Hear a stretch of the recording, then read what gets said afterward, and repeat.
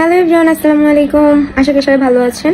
আজকে টোটালি নিজের পার্সোনাল লাইফে কিছু কথা বলি। এটা হচ্ছে সবাই জানেন আমার একটা রিলেশন আছে, সবাই জানেন। এটা হাইট রাখার কিছু ছিল না আমার জন্য কখনো, বা আমি নিজেও কখনো চাই নাই যে একটা মানুষের আমি হাইটে রাখা আরো কয়েকজনের সাথে রিলেশন কন্টিনিউ করবো। তার মানে এই না যে আমার কেউ মেসেজ দেয় না বা প্রপোজাল আসে না, আমি আসলে ওগুলো চেক করি না, ঠিক আছে? ওরকম ভাবে কারোর সাথে কথাও বলি না আমি। তো যারা আমার খুব কাছ থেকে চিনে জানে তারা সবাই জানে যে আমার একটা পাস্ট আছে, ঠিক আছে? আর পাস্ট থাকে না এরকম কোনো মানুষ হয় না। তো ব্যাপারটা হচ্ছে এখন আমার পাস্টও আছে, আমার একটা রিলেশনও আছে। তো আমার ক্লোজলি যারা আছে, কাছে যারা আছে, তারাই মূলত জানে যে আমি কে কি বা আমার অতীত কি। আমি কারো থেকে হাইট রাইখা কোনো সম্পর্ক কন্টিনিউ করি না।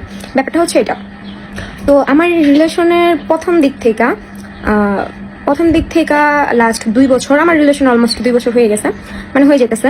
তো অনেকেই অনেকভাবে ফেক আইডি, রিয়েল আইডি বা আমার বাসায় আসা পর্যন্ত বলছে যে তুমি যে ছেলেটার সাথে রিলেশন কন্টিনিউ করতেছো সে তো তোমার বিয়ে করবে না, বা ছেলের পাস্ট আছে, ছেলে এরকম ছিল ওরকম ছিল, ছেলেটা ভালো না, ঠিক আছে? তো আমার মনে হইলো যে একটা মানুষের পাস্ট থাকতেই পারে।